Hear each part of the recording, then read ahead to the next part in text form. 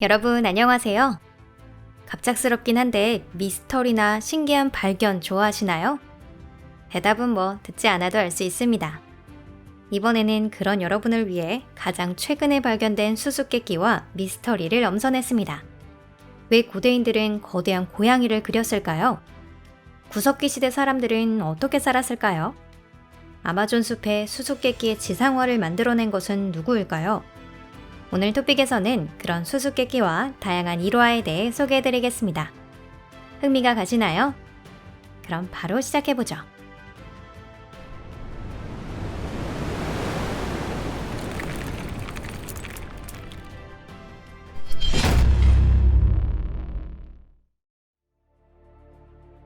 세계 최대의 고대 벽화.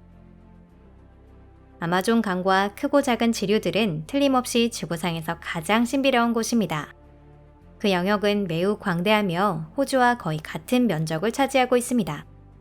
강 유역의 대부분은 울창한 숲으로 덮여 있지만 그곳에는 지금도 문명 사회와의 접촉을 멀리한 사람들이 살고 있습니다. 아마존의 역사는 놀라움으로 가득 차 있으면서도 많은 연구가 진행되지 않아 언제든지 건드릴 때마다 수수께끼가 튀어나오는 곳입니다. 2020년 12월에는 아마존에서 고대 벽화가 그려진 암벽이 발견되었다고 보도되었는데요. 발견된 곳은 콜롬비아에 속한 지역이었습니다. 그림은 약 1만 2,500년 전의 것으로 약 13km에 걸쳐 그려져 있었습니다. 거기에 묘사되고 있는 것은 원시시대에 사는 사람들의 다양한 생활상이었습니다. 그 중에서도 특히 흥미로운 부분은 이 지역에 서식했던 대형 동물들의 사냥 장면을 그린 것입니다. 과학자들은 그것이 마스토돈이나 거대한 나무 늘보라는 것을 알아낼 수 있었습니다. 이 멋진 거대 예술작품을 만든 건 어떤 사람들이었을까요? 얼마나 많은 노력과 시간이 소요되었을까요? 현 시점에서 확실히 말할 수 있는 것은 두 가지밖에 없습니다. 지금 우리가 보고 있는 것은 몇 세대에 걸친 성과라는 것, 그리고 아마존의 역사는 지금까지 생각했던 것보다 훨씬 오래되었다는 것입니다. 미국을 발견한 건 누구? 현대 역사학에서 아메리카 대륙의 발견자는 여러분이 알고 있는 크리스토퍼 콜럼버스와 바이킹의 레이프 에이릭손 두 명으로 알려져 있습니다.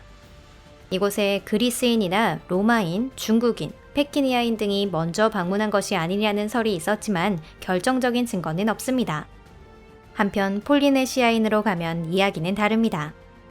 폴리네시아인은 페키니아인이나 바이킹을 능가하는 역사상 가장 위대한 항해자가 아니었을까요?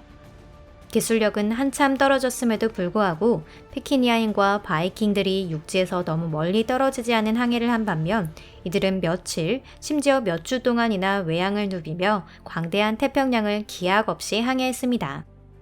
폴리네시아 사람들은 아메리카 대륙에 도착했을까요?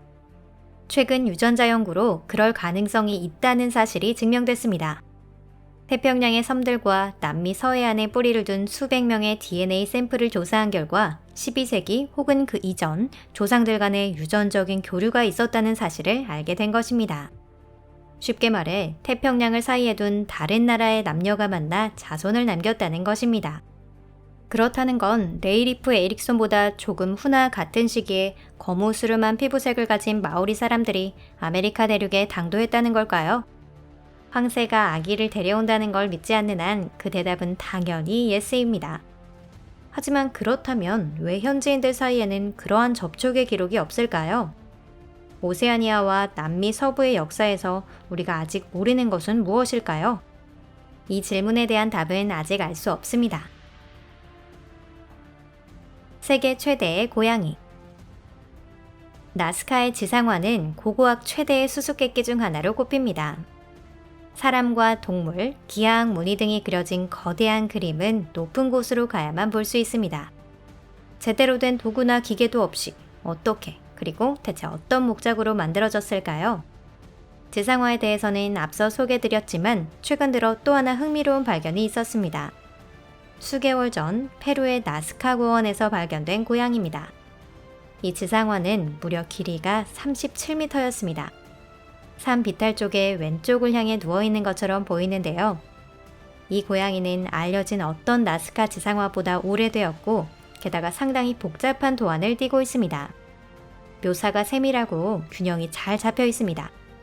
누가, 어떻게, 그리고 왜 그렸을까요? 재미난 의견을 가지신 분은 꼭 댓글로 의견을 남겨주세요. 세계에서 가장 오래된 침대. 작년 8월에 남아프리카 공화국과 에스와티니 국경에 위치한 레본보 산지에서 조사를 하던 고고학자가 어떤 것을 발견하게 됩니다. 그의 말에 따르면 약 20만 년 전에 침대를 발견했다고 하는데요. 즉 세계에서 가장 오래된 침대라는 뜻입니다. 하지만 발견된 것은 침대라고 부르기에는 무리한 부분이 있었습니다. 재를 바탕으로 하고 그 위에 풀이 여러 겹 쌓여 있는 상태였습니다. 그리고 아마 여기가 가장 흥미로운 점일 겁니다. 인류의 조상이 불을 피우기 시작한 것은 약 100만 년 전이라고는 하지만 불을 피우는 법을 배운 것은 그보다 훨씬 뒤인 약 5만 년 전인 중기 구석기 시대였습니다. 하지만 동굴 안에서는 꽤 많은 양의 재가 발견되었는데 이는 사실 인류가 불을 피우는 방법을 알고 있었음을 시사하는 것일 수도 있습니다. 자연 발화한 불을 발견할 때마다 작은 그릇에 담아 꺼지지 않도록 한 것뿐이라면 사람이 뒹굴 수 있을 정도로 재가 쌓이지도 않았을 겁니다. 그렇다면 나무 막대를 다른 나무와 비벼 불을 피울 생각을 한 천재는 언제쯤 나왔다는 걸까요? 고대의 황금 가면. 산싱두이 문화의 발견은 20세기에 있었던 중국 고고학계 최대의 발견입니다. 이 문화는 고촉이라는 나라의 것으로 여겨졌는데 흥미로운 점은 그 땅에 살던 사람들은 지금 우리가 아는 중국인과는 다르다는 것입니다. 그 외모는 남아시아 사람을 연상시켰습니다. 사용하고 있는 물건도 우리의 머릿속에 떠오르는 중국의 것과는 거의 공통점이 없었습니다. 산싱두이 문화는 아직 충분히 연구되지 않았기 때문에 유적 출토품은 과학자와 역사 마니아 모두에게 놀라움을 안겨주었습니다. 올해 3월에는 지금까지 알려지지 않았던 6개의 제사품을 바치는 구멍이 발견되었습니다. 눈을 번뜩이는 고고학자들의 눈앞에 나타난 것은 무려 3,000년 전의 출토품이었습니다. 그 중에서도 가장 수수께끼 같은 것이 바로 금으로 만든 낡은 가면 조각입니다. 고대의 보석 조각에 지나지 않지만 아주 훌륭합니다. 매우 중후하면서도 정교하게 만들어졌어요. 이것이 고도의 고대 문명이 낳은 최고의 걸작입니다. 기존까지 총나라 사람들은 다른 곳보다도 발전이 더딘 편이었다고 여겨졌는데요. 하지만 어쩌면 잘못된 추측일지도 모릅니다.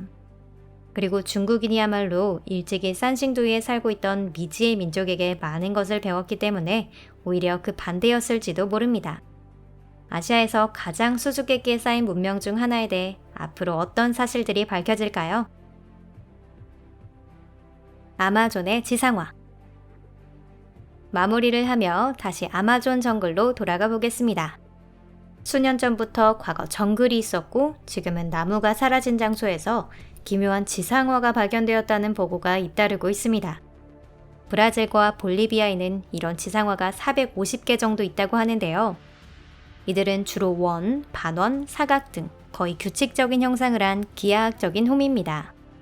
수천 년 전에 인간이 만든 것임에는 분명한데 무엇을 위해 어떻게 만든 걸까요? 지상화가 있는 근처에 인간이 거주했던 흔적은 없습니다.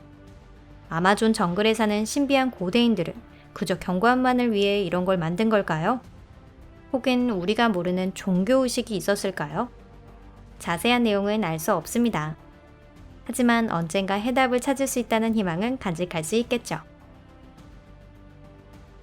오늘 영상은 여기까지입니다. 영상이 마음에 드셨다면 좋겠습니다.